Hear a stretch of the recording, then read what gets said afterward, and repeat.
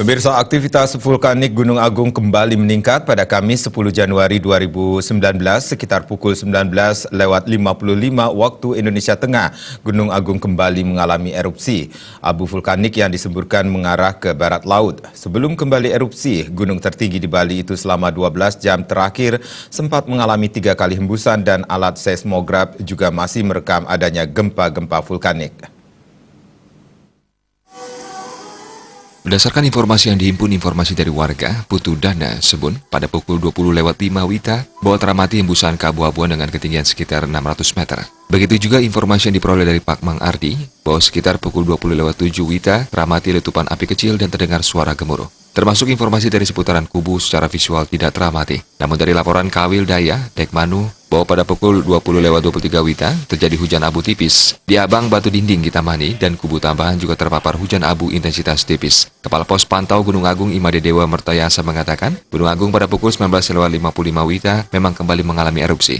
Hanya saja ketinggian kolom tidak teramati akibat Gunung Agung diselimuti kabut tebal, sehingga kepulan asap yang dikeluarkan tidak dapat dilihat secara visual. Erupsi ini terekam di seismogram dengan amplitudo maksimum 22 mm dan durasi kurang lebih 4 menit 26 detik. Untuk paparan abu vulkaniknya mengarah ke barat laut. Kepala Sub Bidang Mitigasi Pengamatan Gunung Berapi Wilayah Timur, PVMBG, Devi Kamil Syahbana menjelaskan, dari pantauan satelit pada tanggal 8 Januari sebelumnya, sentinya di dalam kawah Gunung Agung masih terekam ada titik panas atau hotspot.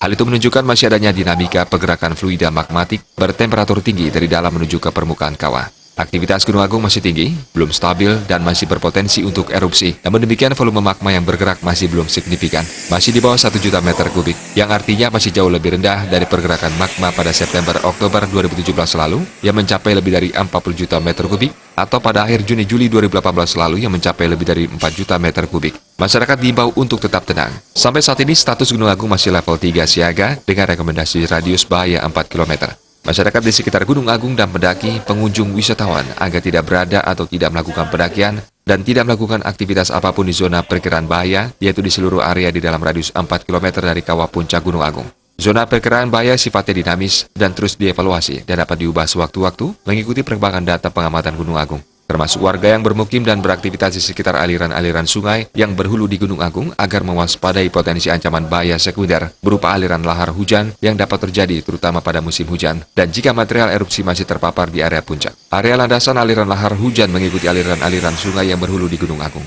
Tim Liputan